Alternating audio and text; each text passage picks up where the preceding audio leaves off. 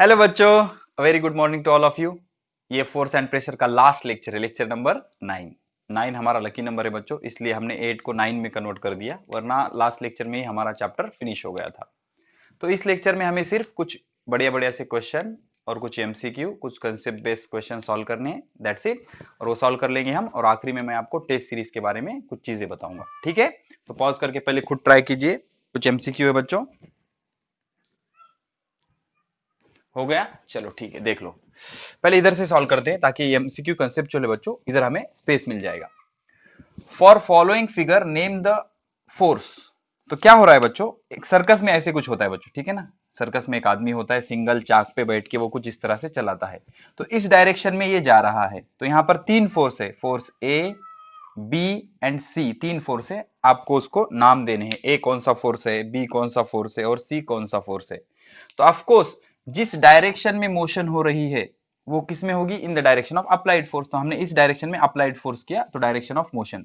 तो ए क्या हो जाएगा, अप्लाइड फोर्स। ए क्या हो जाएगा, अप्लाइड फोर्स। अब अप्लाइड फोर्स के, अब ये सरफेस होता है बच्चों, ऐसे सरफेस पे मोशन होती है। अब जिस डायरेक्शन में मोशन हो रही है उसके अपोज में क्या होता है, फ्रिक्शन। क्या होता है, friction. Friction oppose the relative motion. Contact force का एग्जांपल है वो, और मोशन को क्या करता है, अपोज करता है। तो हमारा सी क्या है बच्चों, C is frictional force. C is frictional force. अब बचता क्या है, नॉर्मल रिएक्शन। तो बच्चों ये जो पर्सन है और इसकी जो साइकिल है उसका वेट किधर आएगा, नीचे। वेट कितना होता है, एम जी। और जितना एम जी होगा उतना ही उसके ऊपर परपेंडिकुलर क्या एक्ट होगा, नॉर्मल रिएक्शन। तो बी क्या हो जाएगा, बी इज नॉर्मल रिएक्शन।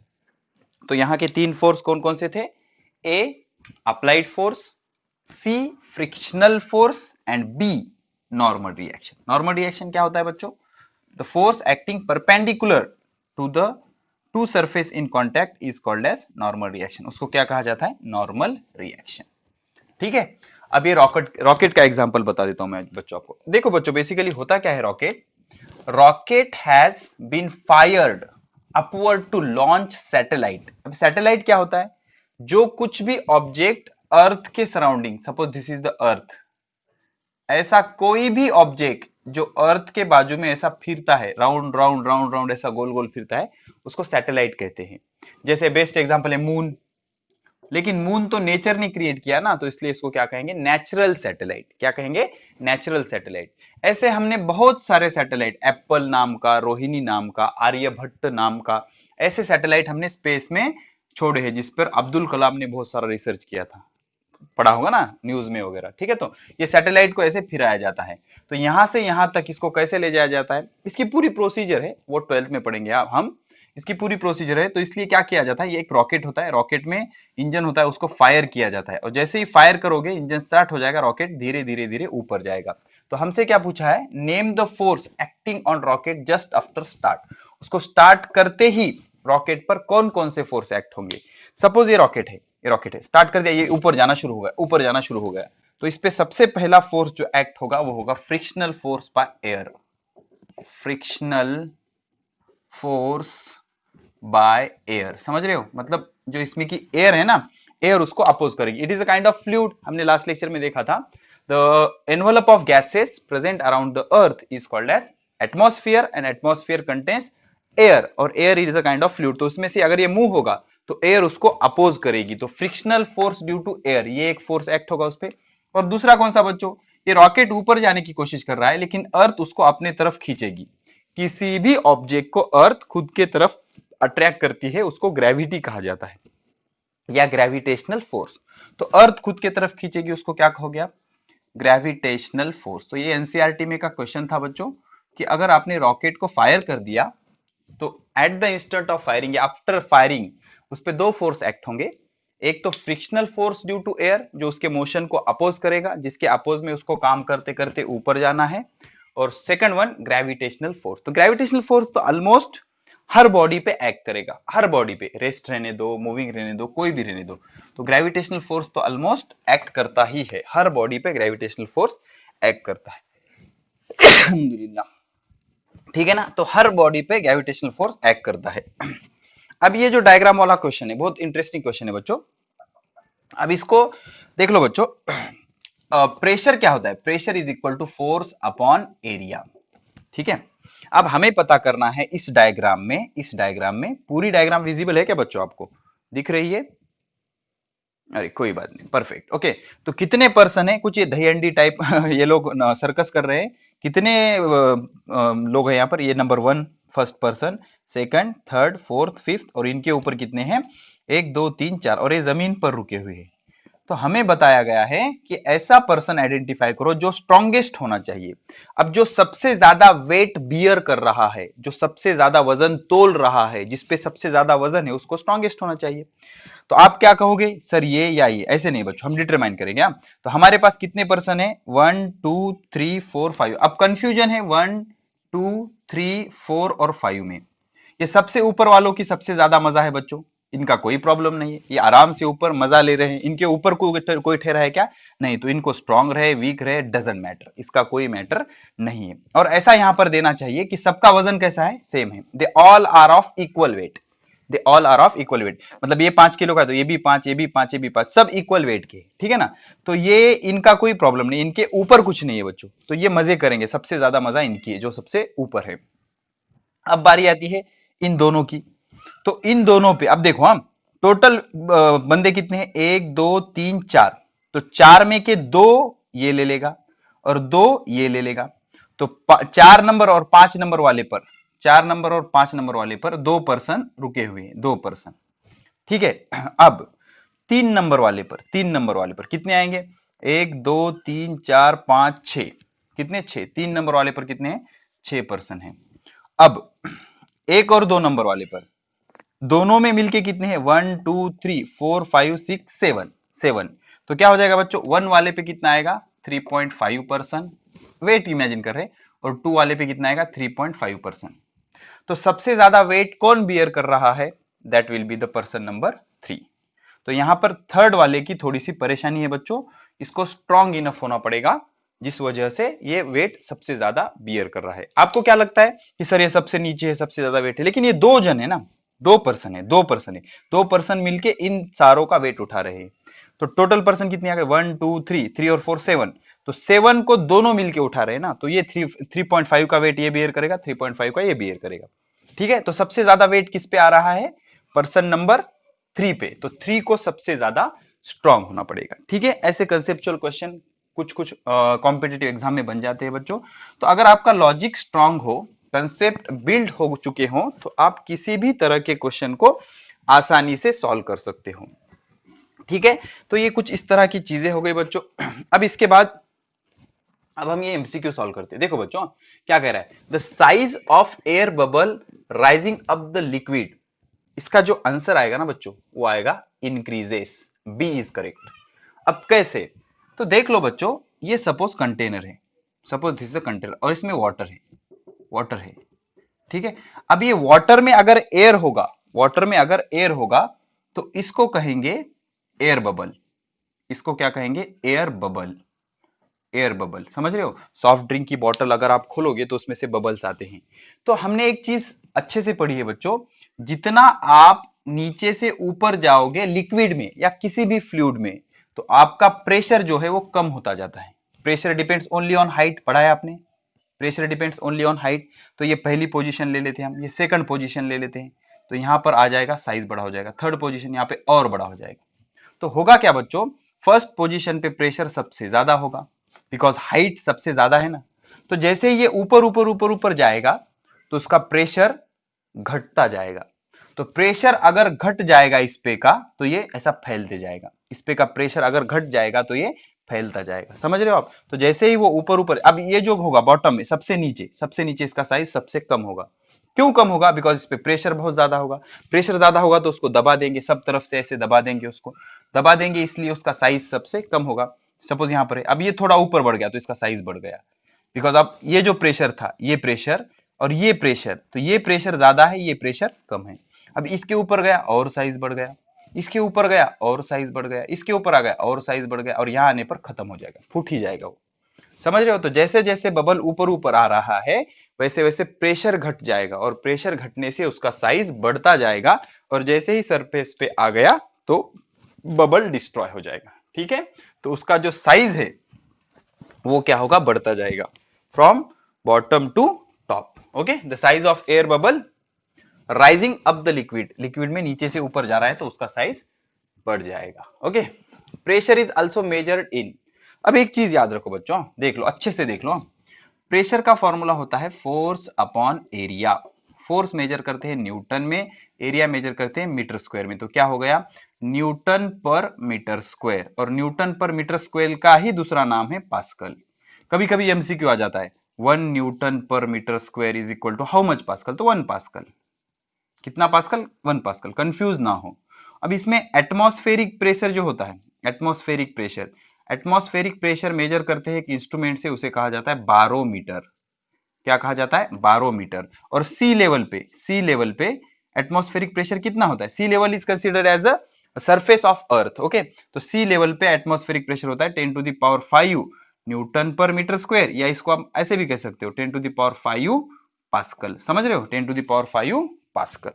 ठीक है, तो ये जो एटमॉस्फेरिक प्रेशर है इसको 1 एटमॉस्फेयर भी कहते हैं। 1 एटमॉस्फेयर, 1 एटमॉस्फेयर, एक एटमॉस्फेयर का pressure, 1 atmosphere is equal to कितना आ जाएगा, 10⁵ पास्कल। ओके, अब न्यूटन का सीजीएस क्या हो जाता है बच्चों, डाइन, और मीटर का सीजीएस क्या होता है, सेंटीमीटर स्क्वायर का स्क्वायर। तो उसका दूसरा यूनिट क्या हो गया, dyne per centimetre square. So basically pressure के बारे में इतनी इंफॉर्मेशन आपको होना चाहिए। Pressure is equal to force upon area, force measure करते हैं न्यूटन में, area is measured in metre square, CGS unit ये होगा इसका एसआई यूनिट, ठीक है ना, और ये होगा इसका सीजीएस यूनिट। तो न्यूटन पर मीटर स्क्वायर का ही दूसरा नाम क्या है, पास्कल। तो 1 newton divided by 1 metre square is equal to 1 pascal होता है। और एटमॉस्फेरिक प्रेशर बारोमीटर से मेजर करते हैं। सी लेवल पर प्रेशर 10⁵ न्यूटन पर मीटर स्क्वायर होता है, या उसे 10⁵ पास्कल कह देंगे। इसको ही क्या कहा जाता है, 1 atmosphere, and 1 atmosphere is equal to 10⁵ pascal.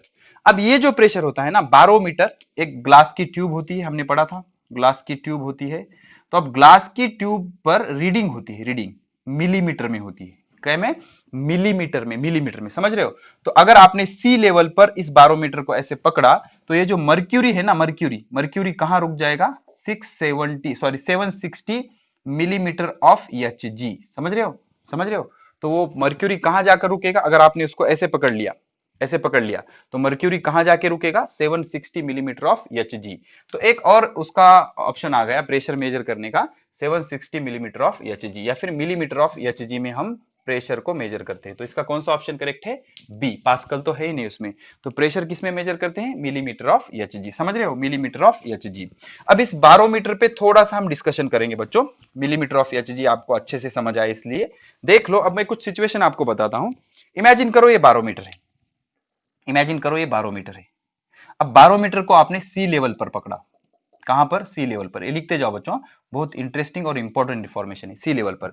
तो इसमें पारा होता है मर्क्यूरी, मर्क्यूरी, और मर्क्यूरी ऐसे मूव होता है। अगर आपने इसके बॉटम को प्रेस किया, ऐसे दबाया, तो प्रेशर बढ़ गया ना, प्रेशर बढ़ गया तो मर्क्यूरी ऊपर ऊपर ऊपर ऊपर जाएगा। और आपने इसको रिलीज किया, रिलीज किया, छोड़ा, तो प्रेशर घट जाएगा, तो मर्क्यूरी नीचे नीचे आएगा। तो जैसे ही बॉटम को आपने ऐसे प्रेस किया, तो मर्क्यूरी ऊपर जाएगा, प्रेशर बढ़ जाएगा, छोड़ दिया तो रिलीज हो जाएगा। तो यहां पर आपका बारोमीटर है, तो यहां पर आपने बारोमीटर को पकड़ा, तो आपका मर्क्यूरी यहां पर होगा, और ये रीडिंग कौन सी होगी, 760 millimetre of H G, mercury column. और इसको ही क्या कहा जाता है, 1 एटमॉस्फेयर। बहुत इंटरेस्टिंग है, क्या कहा जाता है, 1 एटमॉस्फेयर। और ये कितना होता है, 10⁵ पास्कल। और कितना होता है, 10⁵ न्यूटन पर मीटर स्क्वायर। समझ रहे हो, बारोमीटर एक डिवाइस होता है जिससे हम एटमॉस्फेरिक प्रेशर मेजर करते हैं। एक ग्लास ट्यूब होती है बेसिकली वो, और अगर हमने उसको ऐसे पकड़ लिया यहां पर, तो मर्क्यूरी कहां रुकेगा जाके, यहां से मेजर करोगे आप तो 760 मिलीमीटर ऑफ एच जी। तो ये हाइट हो गई उसकी, 760 मिलीमीटर ऑफ एच जी। तो इसको ही 1 एटमॉस्फेयर कहा जाता है, और ये इतने पास्कल होता है। अब मुझे बताओ, अगर आप इसको ऊपर लेकर जाओगे, सपोज यहां पर आ गया, यहां पर आ गया, तो मुझे बताओ जो मर्क्यूरी लेवल था आपका, वो नीचे आएगा या ऊपर जाएगा, कम ऑन बताओ। हमने इसको ऊपर ले गए, तो मर्क्यूरी लेवल नीचे आएगा, ऊपर जाएगा, या वहां वहीं पर रहेगा। तो ऑफ कोर्स वो जो मर्क्यूरी लेवल है वो नीचे आएगा। क्यों, कि अगर आप नीचे से ऊपर जा रहे हो तो आपका प्रेशर डिक्रीज हो जाएगा। And pressure is measured in the terms of depth और हाइट बच्चों, डेप्थ और हाइट। तो इसकी जो हाइट है वो कम हो जाएगी, कम हो जाएगी। प्रेशर कम हो गया, हाइट कम हो गई, ठीक है। तो इस तरह से ये कुछ चीजें थी बच्चों। तो ये जो डिवाइस होता है इसे हम कहते हैं बारोमीटर। क्या कहते हैं, बारोमीटर। समझ गए आप, ठीक है, तो प्रेशर का और एक यूनिट क्या होता है, millimetre of H G, millimetre of H G. अब ये as we go deeper in the surface of liquid pressure of course increases. Simple सी चीज है, देख लो, ये लिक्विड है, ये लिक्विड है इस तरह का, ये कंटेनर है, ये कंटेनर है। अब आप क्या कर रहे हो, ऊपर से नीचे आ रहे हो, ऊपर से नीचे। पहले आप यहां पर आ गए, फर्स्ट, सेकंड आप यहां पर आ गए, थर्ड आप यहां पर आ गए, फोर्थ आप यहां पर आ गए। तो फर्स्ट टाइम आप पे प्रेशर इतने लिक्विड की वजह से होगा, सेकंड टाइम इतने लिक्विड की वजह से होगा, थर्ड टाइम इतने लिक्विड की वजह से होगा, और फोर्थ टाइम इतने लिक्विड की वजह से होगा। तो हो क्या रहा है, आप जितना नीचे नीचे जा रहे हो उतना उतना आपका प्रेशर क्या होते जाएगा, बढ़ता जाएगा। इसीलिए कहा जाता है कि आप ज्यादा डीप में स्विम ना करें। अगर आप ज्यादा ही अंदर चले गए तो आप पर प्रेशर इतना बढ़ जाएगा कि आप ऊपर नहीं आ सकते, ठीक है ना। तो जितना आप डीप जाओगे ऊपर से, आपका प्रेशर क्या हो जाएगा, बढ़ जाएगा, एटमॉस्फेरिक प्रेशर क्या हो जाएगा, बढ़ जाएगा। तो क्या होगा यहाँ पे, as we go deeper in the surface of liquid pressure increases, ठीक है। Atmospheric pressure is measured by, अभी हमने देखा बारोमीटर बच्चों। अब एक चीज याद रखो, manometer is a device which measure pressure. Manometer pressure measure करता है लेकिन एटमॉस्फेरिक नहीं करता। तो एटमॉस्फेरिक प्रेशर कौन मेजर करता है, बारोमीटर। और यहां पर इंक्रीजेस आंसर है, यहां पर मिलीमीटर ऑफ एचजी। ये एजी सिल्वर होता है, सिल्वर से प्रेशर नहीं मेजर करते, और ये इंक्रीजेस आ गया, ठीक है। अब manometer is use to measure pressure, force, temperature, atmospheric pressure. Atmospheric pressure कौन मेजर करता है, atmospheric pressure is measured by barometer. Temperature is measured by thermometer, समझ रहे हो, थर्मोमीटर। फोर्स, फोर्स के लिए तो फॉर्मूला होता है मास इनटू एक्सेलरेशन, तो इसका आंसर होगा प्रेशर। तो मानोमीटर क्या मेजर करता है, प्रेशर, लेकिन बारोमीटर क्या मेजर करता है, atmospheric pressure.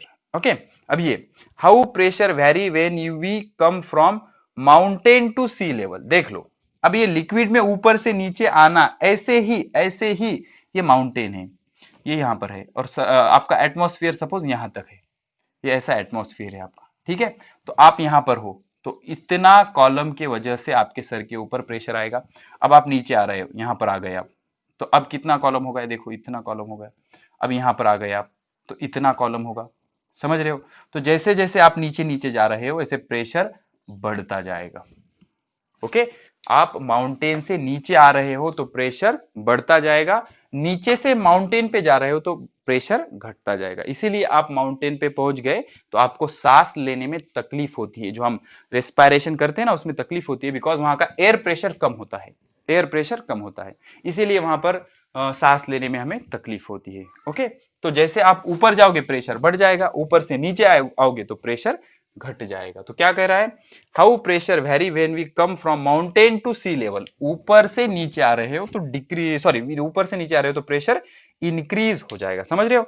Mountain to sea level pressure बढ़ जाएगा। सबसे ज्यादा प्रेशर कहां पर होता है, सी लेवल पर, और सी लेवल से ऊपर जाओगे तो प्रेशर घटता जाएगा, ऊपर से नीचे आओगे तो प्रेशर बढ़ता जाएगा। अब यहां पर आ जाती है, pressure at a point inside the liquid does not depend on. हमने पढ़ा है बच्चों, एरिया ऑफ कंटेनर पर प्रेशर डिपेंड नहीं करता, किसी भी तरह का एरिया रहने दो, प्रेशर सेम रहता है। हमने एक्टिविटी पढ़ी थी, ठीक है, एरिया ऑफ कंटेनर पे प्रेशर डिपेंड नहीं करता। तो अब आप कहोगे सर हमें ये प्रूव करके बताओ कि pressure depend on height, density of liquid and g. पहले हाइट, इमेजिन करो ये कंटेनर है, सिंपल बच्चों, ये कंटेनर है, यहां पर ये कुछ तरह का पानी भरा हुआ है। अब मैं इसमें दो पॉइंट ले लेता हूं, दो पॉइंट ले लेता हूं, ये पॉइंट नंबर 1, ये point number 2।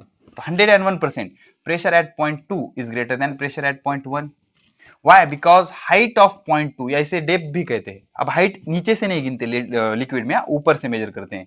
H2 is greater then H1, तो यहां पर H2 is greater then H1 है। ये जो H2 है H1 से ज्यादा है, इसलिए इसका प्रेशर ज्यादा है, इसका प्रेशर कम है, बिकॉज यहां पर जो प्रेशर होगा इतने लिक्विड की वजह से होगा, समझ रहे हो आप। तो प्रेशर डज नॉट डिपेंड कहा था ना, तो pressure depends on height. Okay, अब डेंसिटी ऑफ लिक्विड, इमेजिन करो, इमेजिन करो ये लिक्विड है और इतना ही आपका कंटेनर है जिसमें एयर है। क्या है, एयर है, ठीक है। अब ये पॉइंट 2 है, ये पॉइंट 2 है, सेम सेम बच्चों, आइडेंटिकल। सिर्फ फर्क क्या है, ये आपका वाटर है, this is your water and this is your air, ठीक है, सेम सरफेस पे रखे हुए हैं। अब मुझे बताओ पॉइंट 2 का प्रेशर सेम होगा या डिफरेंट। 100% डिफरेंट होगा। क्यों, बिकॉज इसमें एयर है ना, तो एयर के इतने मॉलिक्यूल नहीं होंगे जितने वाटर के हैं, बिकॉज वाटर की डेंसिटी ज्यादा होती है ना। तो यहाँ पर आप अगर हो, आपके सर के ऊपर पानी है तो यहाँ का आपका प्रेशर ज्यादा होगा, अगर आप हवा में हो तो प्रेशर इससे कम होगा। सिंपल चीज है बच्चों, मैं ऐसे हाथ घुमा रहा हूं, उतना प्रेशर नहीं फील हो रहा। यही हाथ अगर मैं पानी में घुमाऊंगा तो उसका प्रेशर ज्यादा होगा, बिकॉज पानी की डेंसिटी ज्यादा होती है। अब मैं यही हाथ क्या कर रहा हूं, हनी में घुमा रहा हूं। शहद होता है ना, मध मध शहद, शहद में ऐसे हाथ घुमाने की कोशिश कर रहा हूं। मैं घुमा पाऊंगा क्या? नहीं घुमा पाऊंगा, बिकॉज शहद की, हनी की, मध की जो डेंसिटी होती है वो पानी से भी ज्यादा होती है। तो प्रेशर जो है वो डेंसिटी पे भी डिपेंड करता है। किस पे डिपेंड करता है? Density. And of course acceleration due to gravity. क्यों? अब देख लो बच्चों, यहां पर एक पर्सन रुका हुआ है, ये वेट फील कर रहा है किसका? इतने लिक्विड का। और वेट कितना है? वर्टिकली डाउनवर्ड, कितना? mg। mg। अब ये जो g की वैल्यू होती है ना, अलग अलग जगह अलग अलग होती है। आप चांद पे चले जाओ, इसकी g की वैल्यू अलग होती है। ठीक है, तो एक्सेलरेशन ड्यू टू ग्रेविटी पर भी ये डिपेंड है। अब ये ज्यादा डिटेल आपको हायर स्टैंडर्ड में आएंगे। ठीक है, इतना पता भी होगा तो बहुत बढ़िया है बच्चों। अब ये लास्ट वाला question, pressure of liquid depends on, किस किस पे डिपेंड है? ओके, तो शेप ऑफ कंटेनर पे तो बिल्कुल डिपेंड नहीं करता बच्चों। मास ऑफ लिक्विड बिल्कुल डिपेंड नहीं करता।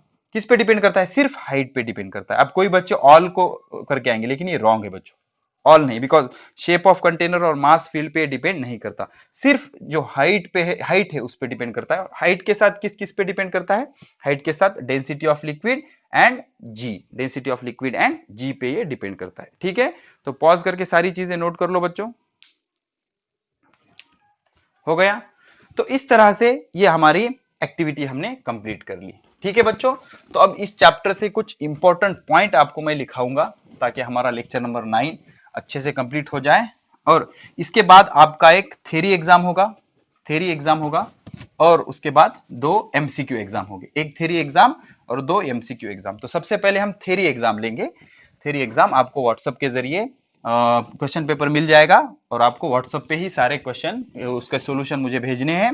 और एमसीक्यू एग्जाम हमारे ऑनलाइन ऐप में होंगे, एप्लीकेशन में होंगे। ठीक है ना?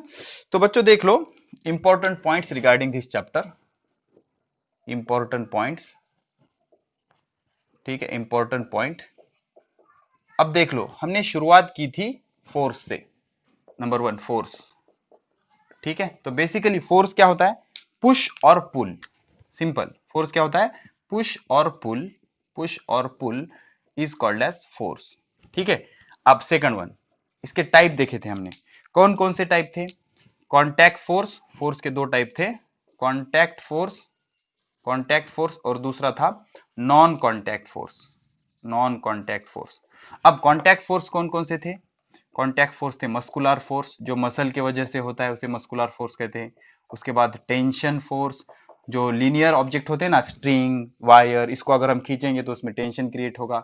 उसके बाद नॉर्मल रिएक्शन, नॉर्मल रिएक्शन या नॉर्मल फोर्स, हर किसी सरफेस पर एक परपेंडिकुलर फोर्स एक्ट होता है, उसे नॉर्मल फोर्स कहते हैं।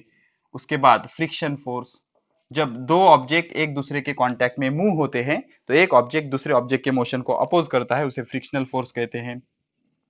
3 नॉन कांटेक्ट फोर्स हमने पढ़े थे, एक था magnetic force, magnetic force, magnet magnet के बीच का या मैग्नेट मेटल के बीच का, उसको मैग्नेटिक फोर्स कहते हैं। दूसरा होता है इलेक्ट्रोस्टैटिक फोर्स, इलेक्ट्रोस्टैटिक फोर्स। और तीसरा होता है ग्रेविटेशनल फोर्स। तीसरा क्या होता है? Gravitational force. ठीक है, अब ये इनका इतना ज्यादा यूज नहीं है हायर स्टैंडर्ड में, लेकिन इनका बहुत ज्यादा यूज है। ठीक है, तो electrostatic force depend on charge, depends on charge. Magnetic force depends on magnet, magnet. And gravitational force is related with mass, related with mass. अब मैग्नेट क्या होता है? मैग्नेट बेसिकली क्या होता है? इस तरह का कुछ मटेरियल होता है जो मेटल को अट्रैक्ट करता है। इसके 2 पोल होते हैं, साउथ पोल एंड नॉर्थ पोल।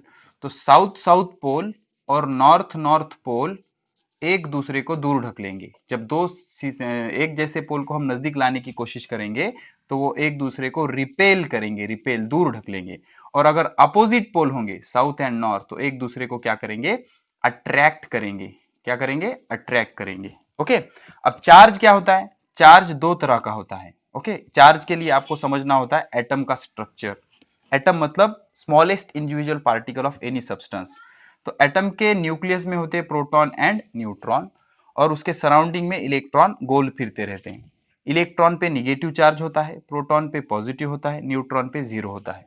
ठीक है। तो चार्ज बेसिकली दो टाइप के होते हैं, पॉजिटिव एंड निगेटिव। तो जैसे जैसे साउथ एंड नॉर्थ एक दूसरे को दूर ढकलते, वैसे ही दो पॉजिटिव एक दूसरे को दूर ढकलते हैं, दो निगेटिव एक दूसरे को दूर ढकलते हैं, लेकिन दो अपोजिट पोल एक दूसरे को अट्रैक्ट करते हैं।